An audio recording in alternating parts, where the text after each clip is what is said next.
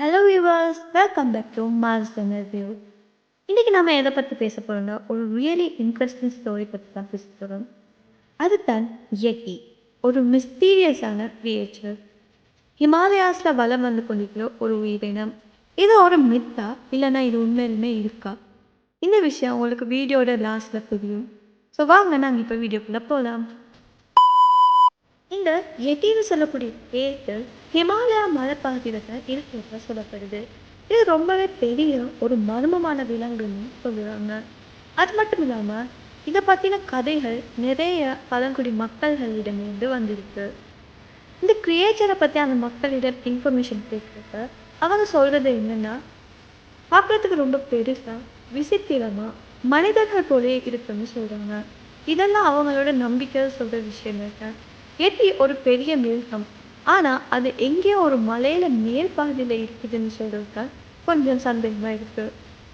1899ஆம் ஆண்டு ஒரு British researcher colonel Charles Howard பரின்னு சொல்லப்பட்டவர் ஹிமாலயா மலைக்கு போகிறாரு. அவர் அங்கே போய் அந்த மலை முழுக்க சுற்றி பார்க்குறாரு. அவர் இப்படி போகிற வழியில் அந்த ஹிமாலயா மலையில் இருந்த பாதைகள் ரொம்ப பெருசாக இருந்துச்சுன்னு சொல்கிறாரு. திடீர்னு அவர் முன்னுக்கு ரொம்ப பெரிய ஒரு உருவம் வருது. அதை பார்த்ததுமே அவர் பயந்து போகிறாரு. அது மட்டும் இல்லாமல் அது திடீர்னு வந்துச்சு, எங்கேருந்து வந்துச்சுன்னு கூட எனக்கு தெரியல அப்படின்னு அவர் சொல்கிறாரு. அதுக்கப்புறமா 1950 டென்சிங் நோகே அவரோட எட்மண்ட் ஹில்லரின்னு சொல்லப்படுற 2 பேரும் சேர்ந்து உலகத்தோட மிக உயரமான மலையான எவரெஸ்ட் மலையில் ஏறி போகிறாங்க. அந்த நேரத்தில் ஆஸ் யூஷுவல் அவங்களும் அந்த மலையை சுற்றுறாங்க, நடக்கிறாங்க, ஒவ்வொரு இடங்களாக போய் பார்க்குறாங்க. அப்படி போகிற நேரத்தில் திடீர்னு அவங்க முன்னாடி ரொம்ப பெரிய ஒரு உருவம் வருது. அவங்க சொல்கிறது என்னென்னா, இது அவங்களோட பார்வையில் யெட்டியாக தான் இருக்க போகுதுன்னு தான் சொல்கிறாங்க. இந்த யெட்டி இருக்குது இல்லைன்றது ஒரு பக்கம், ஆனால் இப்படி போனவங்க அந்த யெட்டி இருக்கிறதுக்கான சில ப்ரூஃப்ஸையும் கொண்டு வந்திருக்காங்க. அந்த ப்ரூஃப் என்னென்னு இப்போ நம்ம பேசலாம். ஒவ்வொரு வருஷமே யெட்டியோட ஃபுட் பிரிண்ட்ஸ் கிடைக்கப்பட்டுள்ளதாக சொல்லப்படுது. ஒவ்வொரு வருஷமும் போன வருஷத்தில் இருந்ததை விட அதிகமான ஃபுட் பிரிண்ட்ஸ் கிடைக்கப்பட்டுள்ளதாக சொல்லப்படுது. 1970 மாஸ்கோவில் இருக்கக்கூடிய ரிசர்ச் டீமுக்கும் ஒரு ஹேர் சாம்பிள் கிடைச்சிருக்கு. அவங்கள என்ன யோசிக்கிறாங்கன்னா, இது யெட்டியோட ஹேராக தான் இருக்கக்கூடுன்னு. ஏன்னா அந்த ஹேர் பார்க்கறதுக்கு ரொம்பவே திக்காக இருந்துச்சுன்னு சொல்லப்படுது.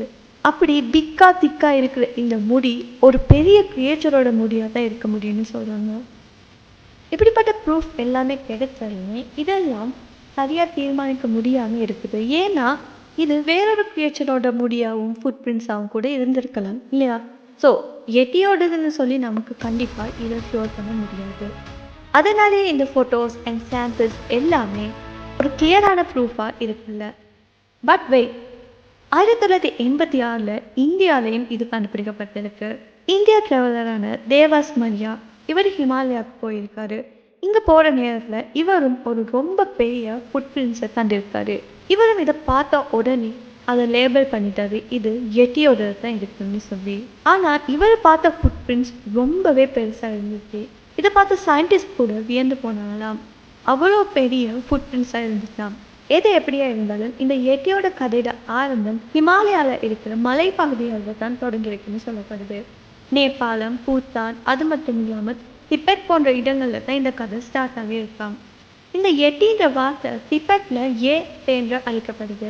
அதாவது இதில் மீனிங் என்னன்னா, ஒரு மலை போன்ற இடத்துல வாழ்ற ஒரு மிகப்பெரிய கிரியேட்டர். இது பார்க்கறதுக்கு குரங்கு போன்ற ஒரு உயிரினமாக இருக்குமா? பொதுவாக இதோட கலர் ஒயிட் கலரில் தான் இருக்குன்னு சொல்லப்படுது. இதோட முடிகள் கூட ஒயிட் கலரில் இருக்குன்னு சொல்கிறாங்க. யெட்டி பொதுவாக 2 கால் கொண்டு நடக்கிற ஒரு மனிதனை போல தான் இருக்குன்னு சொல்கிறாங்க.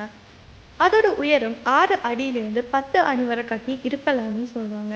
இந்த யெட்டியை நேரில் பார்த்தவங்க சொல்கிறது என்னென்னா, இது ரொம்ப பெரிய உயிரினமாக இருக்குது. அதோட கை கால்கள் எல்லாம் ரொம்ப நீளமாக இருக்குது. அது மட்டும் இல்லாமல் இதோட கண்கள் சில நேரங்களில் ஒளிரும்னு கூட சொல்கிறாங்க. அது மட்டும் இல்லாமல் ஒரு ஃபன்னான எஃபெக்ட் என்னென்னா, 2004 யெட்டி கான்ஃபரன்ஸ் வந்து நடந்துச்சாம்.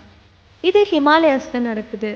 இதில் என்ன செஞ்சாங்கன்னா, யெட்டி இருக்கிறதுக்கான சான்றுகளை வச்சு, அதை பற்றின உண்மையான நிகழ்வுகளை கண்டவங்களை வச்சு இது எல்லாத்தையும் டிஸ்கஸ் பண்ணாங்களாம். ரிசர்ச்சர்ஸ் அண்ட் லோக்கல் வில்லேஜஸ் எல்லாரும் ஒன்று சேர்ந்து யெட்டி பற்றின எக்ஸ்பீரியன்ஸ் அண்ட் தியரிஸ் இது எல்லாத்தையும் பற்றி பேசி கலந்துரையாடி இருக்காங்க. இந்த ஃபுட் பிரிண்ட்ஸ் எல்லாமே ஒரு பெரிய அனிமலோடு தான் இருக்குமா, இல்லைனா இயற்கையோடு தான் இருக்குமா? இந்த மிஸ்ட்ரி இன்னுமே அன்சால்வ்டாக தான் இருக்குது. இந்த ஃபுட் பிரிண்ட்ஸ் ஒரு பெரிய அனிமலோட இருந்தால் அந்த பெரிய அனிமல் எட்டியாக கூட இருக்கலாமோ அப்படின்னு யோசிச்சுட்டு இருக்காங்க. இந்த எட்டியோட கதை இந்த முடிவுக்கு வரலை. இது கற்பனையா இல்லைன்னா உண்மையான கேள்வி இன்னுமே மக்களுக்கு இடையில நிலவு கொண்டு தான் வருது. இதுக்கான ஐ விட்னஸஸ் இருக்காங்க. அது மட்டும் இல்லாமல் இதோட food prints and hair sample இதுவும் கிடைச்சிருக்குது சொல்லப்படுது. ஆனால் இதெல்லாம் ஒரு கிளியர் ப்ரூஃபாக இருக்காதது இங்கே பிரச்சனையாக இருக்குது. இதை பற்றின ஒரு கிளியர் ப்ரூஃப் கிடைச்சதுன்னா ஏற்றி உண்மையிலுமே இருக்குதா இல்லையானது இந்த உலகத்துக்கு தெரிய வரும். அவ்வளோதான் இன்னைக்கான வீடியோ. இந்த வீடியோ பிடிச்சிருந்தா மறக்காம இந்த வீடியோ லைக் பண்ணி உங்கள் ஃப்ரெண்ட்ஸ் கூட ஷேர் பண்ணுங்க. அது மட்டும் இல்லாமல் மாஸ்டர் சப்ஸ்கிரைப் பண்ணி பக்கத்தில் இருக்க பெல் ஐக்கானையும் கிளிக் பண்ணிக்கோங்க. இந்த மாதிரி இன்ட்ரெஸ்டிங்கான வீடியோவில் அடுத்து நான் உங்களை சந்திக்கிறேன். அது வரை காட்டியும் ஸ்டே கியூரியஸ், ஸ்டே சேஃப்.